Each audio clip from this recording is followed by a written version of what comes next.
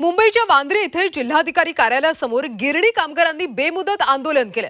गिरणी कामगारांचं मुंबईमध्ये मोफत पुनर्वसन करावं, तसंच मुंबईत घरं देण्यात यावी आणि उर्वरित गिरणी कामगारांना आणि त्यांच्या वारसांना सदनिका अर्ज भरण्यासाठी मुदत वाढवून द्यावी, या प्रमुख मागण्यांसाठी हे आंदोलन केले जाते। आंदोलन गेल्या 12 दिवसांपासून सुरू आहे, मात्र अद्याप प्रशासनाकडून या आंदोलकांची दखल घेण्यात आलेली नाहीये। यामुळे सरकारने आश्वासन नाही दिलं तर तीव्र आंदोलन करू असा इशारा आंदोलकांनी दिला। याचा आढावा घेतलाय आमच्या प्रतिनिधी सीमा आढे।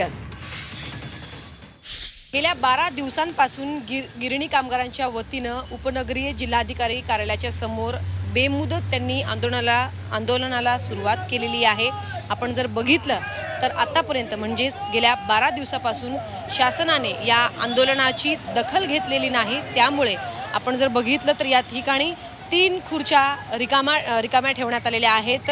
आपण जर बघितलं तर गृहनिर्माण मंत्री, त्याचसोबत मुख्यमंत्री आणि उपमुख्यमंत्री 15 मार्चचा GR काढलाय, जो गिरणी कामगारांसाठी अत्यंत मारक असा GR आहे, तो रद्द करावा आणि गिरणी कामगारांचं पुनर्वसन मुंबईतच मोफत करावं। आणि त्याचबरोबर जे गिरणी कामगार आजपर्यंत आमचे वंचित राहिले, जे फॉर्म भरू शकले नाहीत, त्यांना एकदा पुन्हा संधी द्यावी, या प्रमुख मागण्यांसह आपण गेली 12 दिवसापासून आंदोलन किंवा आमरण उपोषण सुरू केलेलं आहे।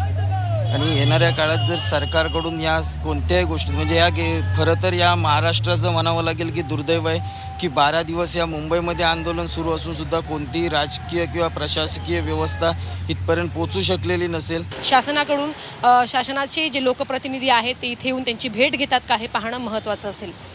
व्हिडिओ जर्नलिस्ट मंगेशसह सीमा आढे, झी 24 तास, मुंबई।